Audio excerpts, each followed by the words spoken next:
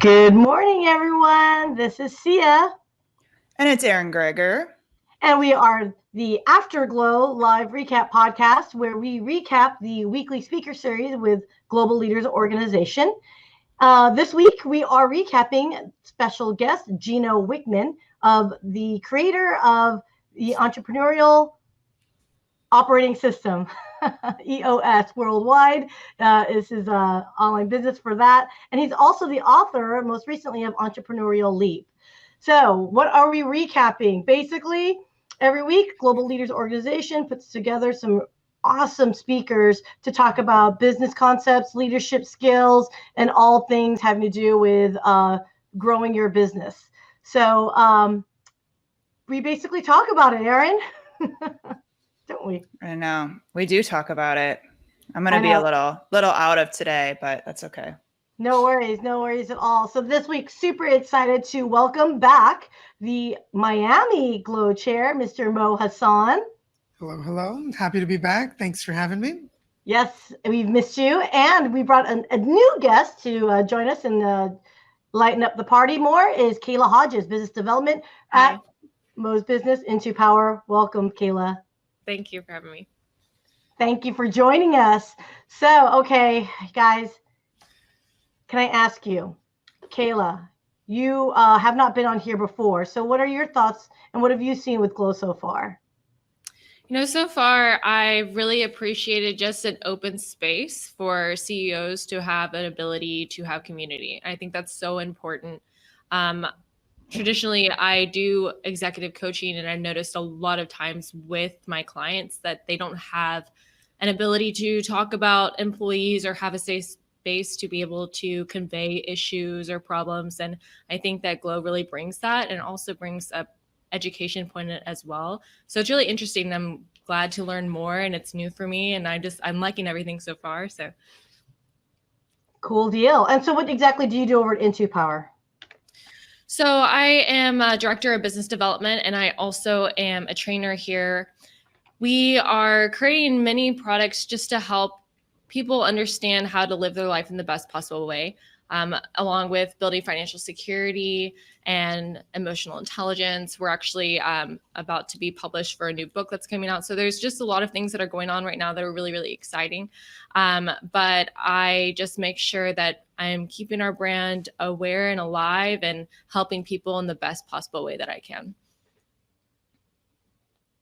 Very cool. Very cool. So, Mo, just to recap, and I forgot to ask, my apologies. What exactly is Intupower? So that's a great question. What exactly is Intupower? So as a firm, we do a few different things. We do first training and development across a wide range of skill sets, particularly focusing around improving one's economic condition, their business positions in management, particularly in executive management and leadership, as well as improving their condition in life and happiness itself. So that's the training side of it. We also do consulting, focused exclusively on the management consulting side. I've kind of been shifting away from big governments and big corporations to now focusing on organizations that are going through a maturity phase. So they just got a bunch of money and now they're getting ready to get a bunch more money in their rounds of fundraising or whatever there is, but they need to get mature very, very fast. So they need to set up their board, set up all their governance. So we do management consulting on that side. And then the third thing we do is we publish books and courses and other media. And that's basically what we do right now.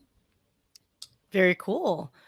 Very cool. Well, that's like perfect, I guess, with Gino's topic. It'd be right in line with your bailiwick then. So let's talk about Gino Wickman. I'm sorry, I'm ignorant. I have not read Traction. I'm sorry, guys. So I'm going to be the newbie of the audience here. We had over 1,500 people for this event this week. And, honestly, in this day and age of, everyone being zoomed out, if you will, this was huge. Mo, why did Gino pull so many people to this week's event? The way I see it is, and I'm like you, I'm kind of like, I'm not into pop business management, if you will, right? Because there's a category of like the management stuff that I study, for instance, is stuff from the 1950s. It's management by statistics and policies. It's old school stuff. It's the way we run the world, if you will. So I didn't know him, and I was super impressed by his energy, his clarity, the way he communicated things. And I think why a lot of people are drawn to him is because when you look at a system like management by statistics and policies, right, what we learn is a minimum of 150 stats for us to track in the business to know that we're operating well. Right? That's the bare minimum. Versus Gino's talking about, hey, there's these 6 to 8 really, really critical ones that if we just focus on this, at least you know you're headed in the right direction. So I think he gives people like a practical access to very advanced concepts that otherwise when you're in a small team, you don't have resources to go hire management consultants and go hire all these people to go do. So I think that practical application of these advanced topics is a very attractive thing. Especially because I don't know about you ladies, but for me, my life as an entrepreneur definitely at many times has been chaotic, to say the least. So, yeah. So, Kayla, what about you? As far as I think you said you read Traction, right? I have read Traction. It was one of the first books I had a mentor tell me to read. So I think that was interesting. I didn't realize it was the same author until he was on. And then I was like, oh, wow, this is the same guy. But I did appreciate his approach. And I do appreciate that he was very systematic. And there was a willingness to help the new entrepreneur and a willingness to help the new entrepreneur understand what it takes in order to deep dive into the area of unfamiliarity. So I just thought it was really interesting that he had that component and a willingness to help people because he's already been through it. So there's many different levels of which he could help, and he's choosing to help many of those areas, the newbie and the person that's been doing this that has 600 employees. Right. Right. And I think there was he did delineate with the entrepreneurial operating system that it was designed for the 10 to 250 people company sized environment. So which, you know, quite frankly, a lot of folks are less than 10 employees. Right. And I think he saw that gap with the success of EOS. I think he realized there's that 0 or 1, not 0. It's again 1 to 10. 1 to 9. I think you have more problems. Yeah, I think you have a lot more problems than systems if you have 0 employees. Just saying. Okay, people, it's Friday. Leave me alone. 0 is a number 2. Okay. No, but so for that 1 to 9, right? And I think that's where he said, you know what? EOS is on its own. It's on fire. Let's go with the entrepreneurial leap. It's the folks that are like me, where I was a corporate, you know, employee for so long, and then I decided to jump into the entrepreneurial world, right? So one of the things that I liked about the EOS model, even though it was designed for, you know, the 10 to 250 range, he still has these models, these components that I still think can be applicable. Okay. So if I list it to you, Erin, I'd like your thoughts. Okay. Because he lists it as you need, again, these are his model 6 components: vision, people, data, issues, process, and traction. This is out of his Traction book. And one thing that it struck me was it doesn't matter. You need to have your vision very clean and defined and clear before the other 5 can actually follow through.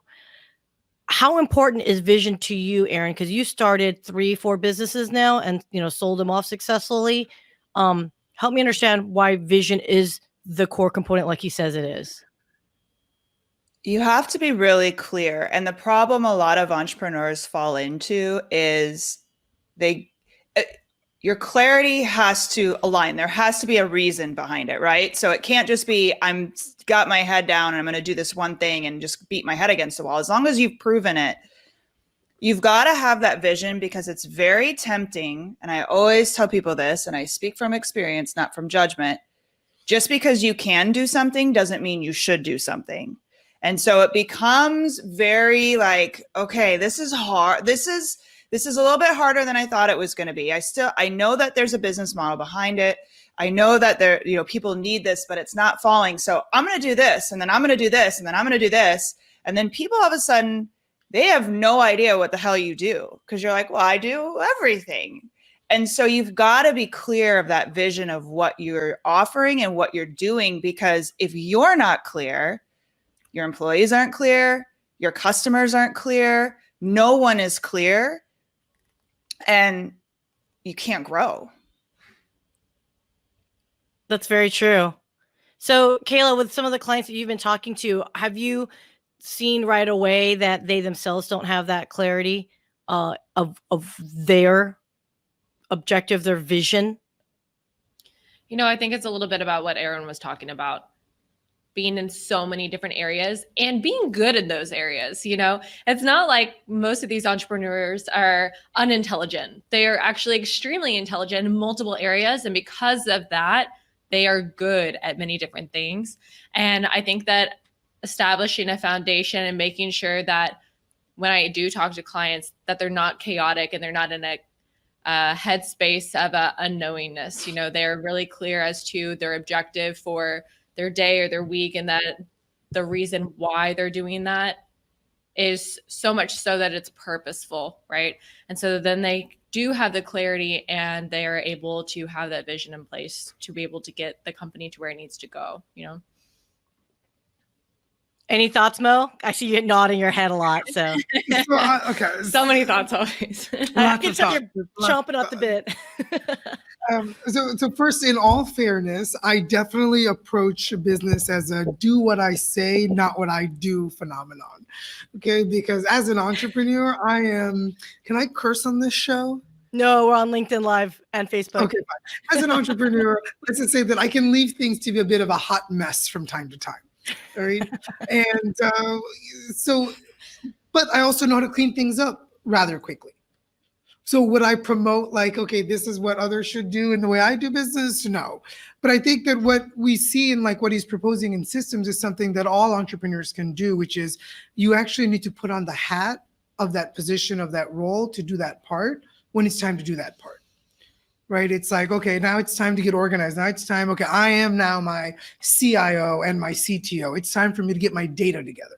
I can't just leave my data all willy-nilly. It's time to get my files organized, have my systems in place, et cetera, et cetera. But when you're wearing that hat, you can no longer wear the hat of the founder. When you're doing that task, you have to look at it objectively from that part. So I think that it's really important for anybody, especially as a small business owner, to be willing to actually shift their viewpoint completely when they're doing their task and stay in it until it's done, because it's easy to get distracted. Can I just interject something? I heard one of the best sayings this week, and it so aligns with all of this of traction and systems and entrepreneur brains. We don't want to do systems. We don't want to dig into we don't want to do any of this stuff. Right. I was recording podcasts all weekend for a client, and he had this guy on who had, I mean, I could just write a book about his sayings. They were so brilliant. But one of them was, although we don't want to as entrepreneurs, sometimes we need to learn how to build a watch when all we want to know is the time. And it's so true. It's like, we just want to get to that, but it's like, you got to take a step back and learn the ins and outs of this process in order to get to tell me what time it is. And I'm like, that is just such a true statement for all of this. And we just tell me the time, but you got to learn the steps in order to get that. Absolutely. Although I think there is a trap in that too, though, is yes, understanding it, but because I'm guilty of it and Erin has to pull me out all the time, which is I want to understand the inner workings of things. And then I get enthusiastic or excited where I start wanting to do it myself. And in a leadership role, you have to delegate, you have to separate yourself so you can focus on other tasks and purposes, right, for the business. And I think as entrepreneurs, sometimes you do hold it close to your chest, though, you guys, that you're like, I want to do it. I think I can do it the best, right? Even though you're learning it and you're not the master of it. And that's a pitfall. So going on to the next thing, he said people, finding the right people for the right task at the right time, etc. You guys, that's easier said than done. I mean, how many times have we all hired someone and you just realized, whoops, I made the wrong? Only the vast majority of the times I've ever done it. But, you know, going back on how many times have you looked and you forced the hire, though? Like, I know we've all been there, and we can look back and say, oh, I made a mistake. But I think it's important to understand 9 times out of 10, I mean, we can always be fooled, right? But our intuition, we were in a hurry. We really needed someone. I see this and this, but it'll work itself out. We want the potential exactly. So I want to help them. I'm a big one on that. Oh, I want to help them and then you're like, oh, they don't know what they're doing. Well, of course, Erin, because you needed to help them, you know? So I look at that, like, I think if you take that time and really understand and go, I think gut is so important, especially when hiring people. I think gut is so important. And we go by data and logic versus gut many a times. Well, Yes. I know I'm guilty of, like, I just want to help someone out. I think there's potential, you know. My background is I have hired, entry level folks for like inside sales, for example, where I'm taking a chance on helping someone bridge over one industry to another. And some of it's been, I've been more successful than not, but there have been times where I had to step back and say, okay, did you let your emotion? I didn't go with my gut. I just went with my emotion, not even looking at logic either. Right. There's like that third component. So here's something else. I don't want to go through the whole Model 6. If you guys want to learn more about it, everyone can go into EOS Worldwide. It's all written out for you and it's free, which is so exciting. I thought that was cool. In his book, he had mentioned, or another book called Rocket Fuel, he had mentioned visionary versus integrator. Okay. Conceptually, I know the definition of a visionary and an integrator, but what does that exactly mean? So Mo or Kayla, what does that mean? But what is your definition of when he said that? Well, I like definitions. I'd love to take this on to distinguish between the two.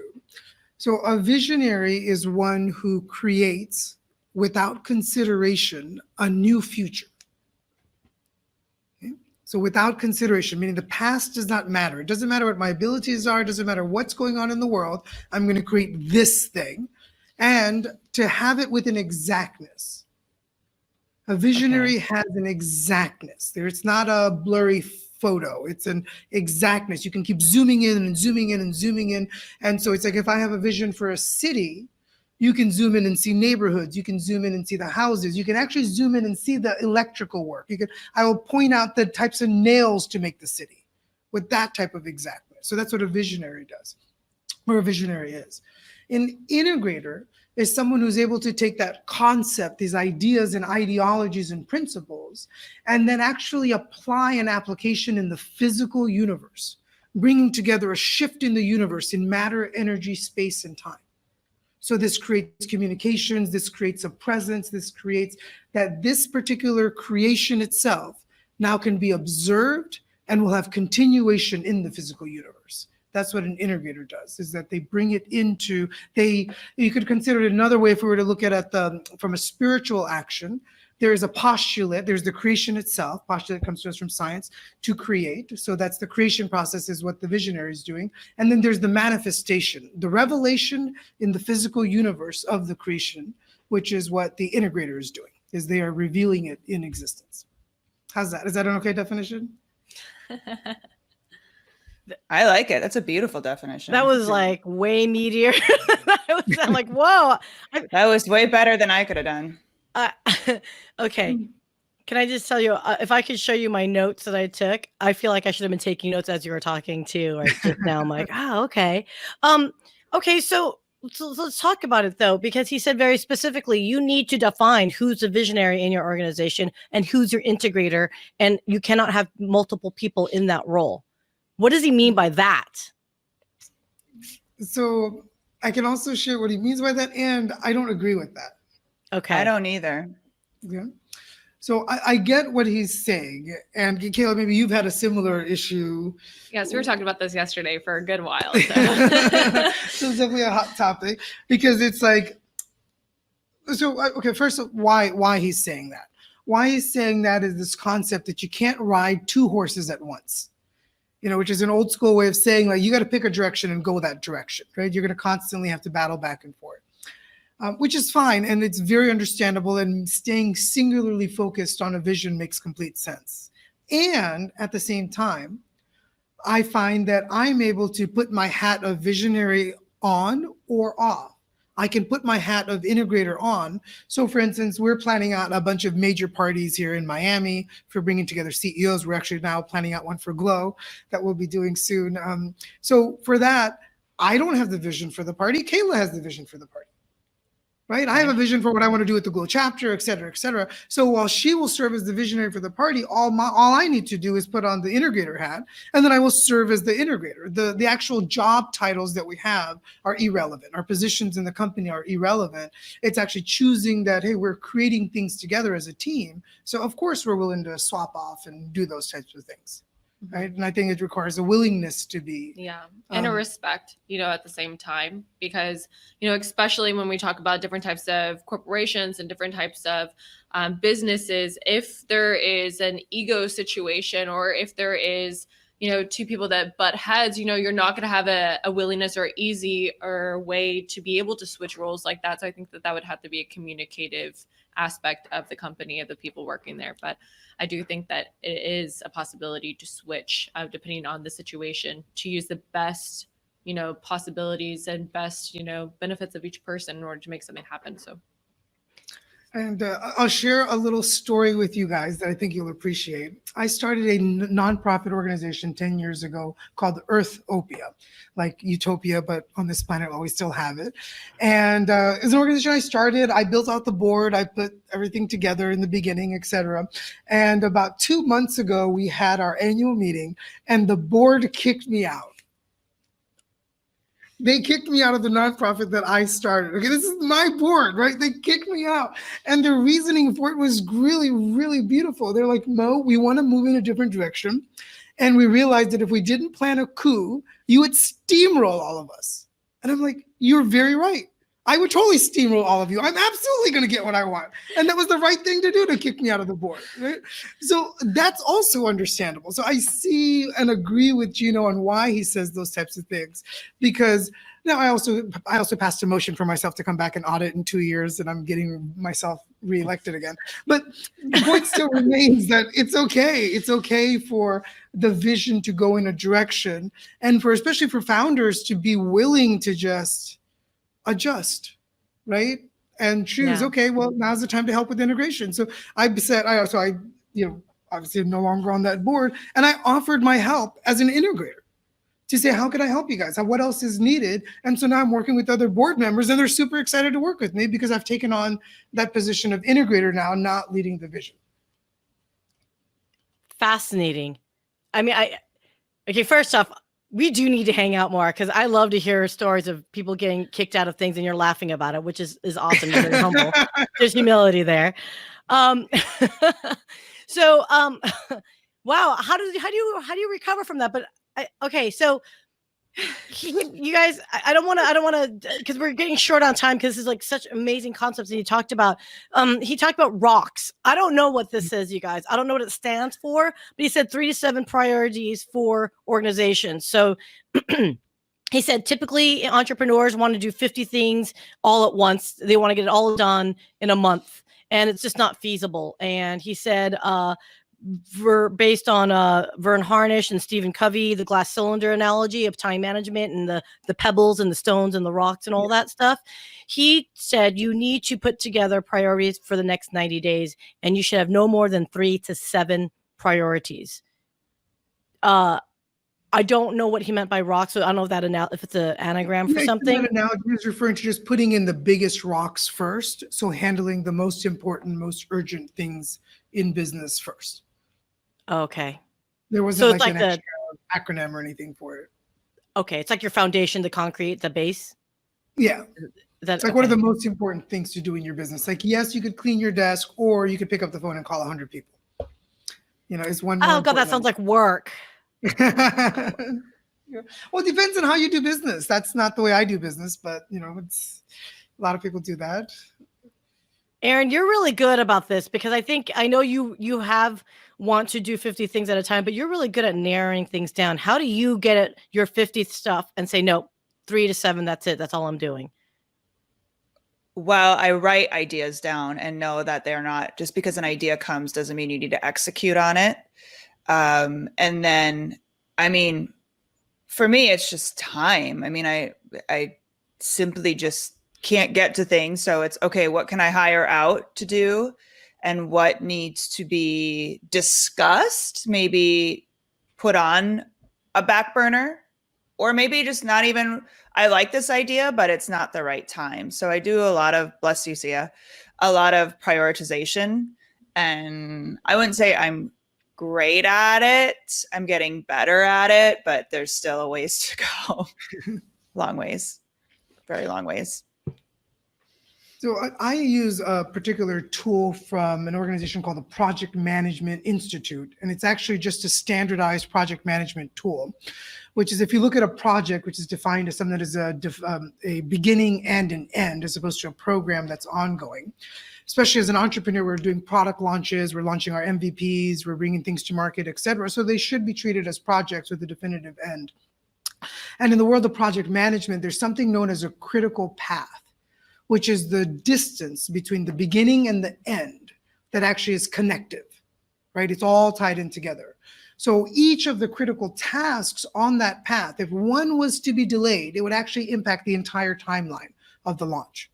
So how I choose my big rocks are those tasks on the critical path, those that are the critical tasks themselves, that a delay of this would actually delay my project.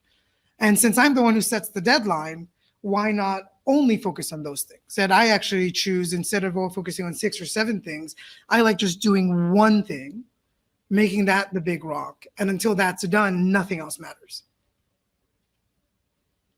That's true.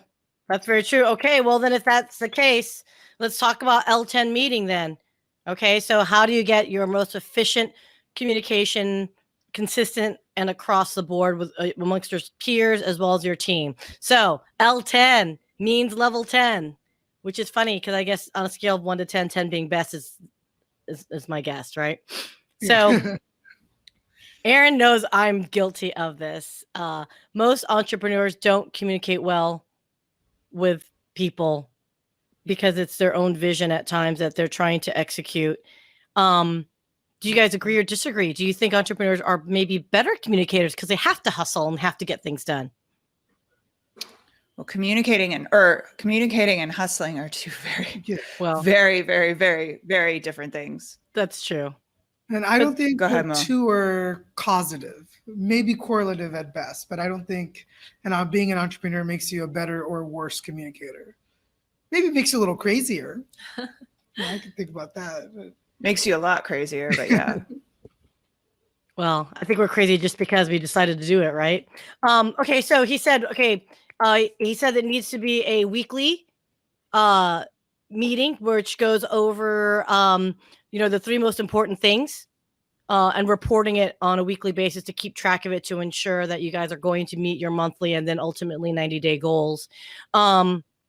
He says a 90-minute meeting. Okay, I don't know about you, but I bristle on a consistent 90-minute meeting. I feel like maybe I'm just triggered by corporate waste of time meetings. Mm-hmm. How do you guys make your meetings efficient, and do you hold weekly meetings with your teams? I think the importance, depending on the situation, is just having a consistent awareness as to what we're doing here. What are we working on, and who are we acting like as we're working on it? For me, elongated meetings, I feel like can be a waste of time, especially when intention units need to be elsewhere, especially for a sales force. I don't really necessarily think that a consistent 90-minute meeting is efficient. It should be, 10 minutes come in, everyone is on their stuff, let's go. Maybe a secondary opportunity for people to come in once a week to complain, but don't be complaining during the day. I mean, there's structure and there's things that you can put in place to make everything extremely efficient. But I think it's important to have leadership meet for a period of time in order to make sure that everyone's on the same page and everyone is moving forward in momentum and having an awareness as to what the company's goals are. I don't know. I have mixed feelings about that. So. No, I see you fidgeting again. How much time do we have to talk about meetings? Meetings have been a significant part of my management consulting world. Of how do we get board meetings to be faster? How do we get our executive meetings to be faster, et cetera? And I ran a couple of experiments at the World Bank, and I was able to take their average of 3-hour meetings and move it down to 45 minutes, and then reduce it down to 20 minutes once we got it down to 45 minutes. And the reality is why most meetings suck is because people have an inability to be present, an inability to be exactly where they are, to participate in the communication, to actually observe, to listen, to analyze, and to perform the actions necessary in the meeting. So for me, with my team, the duration of the meeting is irrelevant. What matters is that people are present. So if there's an emotional condition present with any of the team members, the meeting stops. We stop and we address the emotional issues. I do not move forward with my meetings. It doesn't matter how important the topic. We address the beings first. Because if the beings aren't, let's say that if Kayla's in some sort of personal duress and we're having a team meeting and she's trying to push through, well, someone else on the team that has empathy for her is now also distracted. Right. So, and then the chain link goes on and on and on. So what I find is very important is let's get everybody present. And if we're not present, we're not having a meeting. Because if you're present, the duration is irrelevant and production can be through the roof. Yes. There's been many times where it's like, let's go take a walk, but we won't start until everyone's on the same page, because otherwise it's a waste of time. Oh, Erin knows this. I'm horrible about this. I'm bad. Erin, for full disclosure, for those who may or may not know, Erin and I are business partners, and I'm bad. Erin's like, let's go for a walk. I'm like, do we have to? No, I mean, I think this is just crucial. I've said it 1,000 times. You've got to have a correct vision. You've got to know what you're working on. You got to know where you're going. And if you don't, it's not a business. Yeah, no, I get it, Erin. We're going to go on our walks again, but it requires exercise. So can I give you a very specific tip on going for a walk? If you're going for a walk, clear your head. Okay. Because a lot of people, they don't know what they're looking for in the walk. So I'd recommend leave your devices and leave your cell phones and all that other stuff in the office. And you're going for a walk and you're going to just imagine you're going to take your attention and you're going to apply it to the physical universe. Could be a light post, could be a tree, a flower, a building.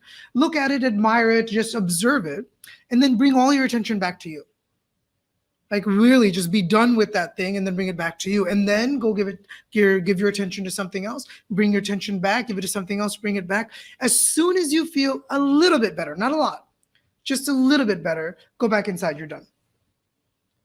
If you're waiting for a much greater sensation, you're like waiting for an orgasm. This is not the exercise.